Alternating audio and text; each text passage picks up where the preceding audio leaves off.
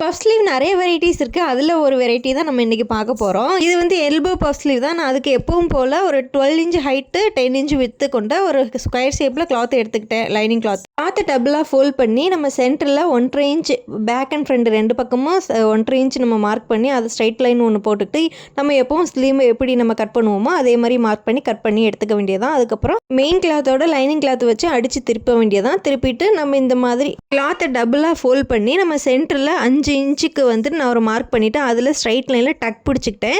இது 5 இன்ச்சுக்கு மார்க் பண்ண இடத்தோட அப்படியே மறுபடியும் ரிவர்ஸில் ஒரு ஸ்டிச் போட்டு நம்ம இதை கிளாத்தை ஓப்பன் பண்ணி எடுக்க வேண்டியதான். வீடியோ பார்த்தா உங்களுக்கே புரியும்னு நினைக்கிறேன். ப்ளவுஸோட உள்பக்கமாக திருப்பி அந்த டக் பிடிச்ச ஃபோல்டிங்கை வந்து நம்ம ஓப்பன் பண்ணி சென்டரில் ப்ரெஸ் பண்ணி விட்டுக்கிட்டு வேணும்னா 2 பக்கமும் ஸ்டிச் போட்டுக்கலாம். இன்னும் கொஞ்சம் ஸ்டிஃபாக இருக்கும். டாப்பில் இருக்கிற கிளாத்தில் நான் சென்டராக மார்க் பண்ணிவிட்டு left side and right side 2 பக்கமும் நான் 3 இன்ச்சுக்கு மார்க் பண்ணிட்டேன். 2 பக்கமும் மார்க் பண்ண இடத்துல இருந்து நான் 3 ஃப்ரில் வைக்க போகிறேன். அதாவது லெஃப்ட் சைடில் ஒரு 3 ஃப்ரில், அதுக்கப்புறம் ஆப்போசிட் டைரக்ஷனில் ஒரு 3 ஃப்ரில் வச்சுட்டு நம்ம நார்மலாக ஹை பஃப்க்கு எப்படி போமோ அதே ஃப்ரில்லு தான் இதுலேயும் வைக்க போகிறோம். ஸோ வச்சு முடிச்சுட்டு பார்த்தோம்னா நம்மளோட ப்ளவுஸ் வந்து இப்படி தான் இருந்தது. ப்ளவுஸை ஸ்டிச் பண்ணதுக்கப்புறம் கொஞ்சமாக டெக்கரேஷன் ஒர்க் ஏதாவது கொடுக்கலாம் அப்படின்னு மிரர் ஒர்க் வச்சுட்டு பிளாஸ்டிக் மிரர் ஒர்க், அதுக்கப்புறம் சுகர் பீட்ஸ் வச்சு ஸ்டிச் பண்ணி எடுத்துக்கிட்டேன். நம்மளோட ப்ளவுஸ் ரெடி ஆயிடுச்சு.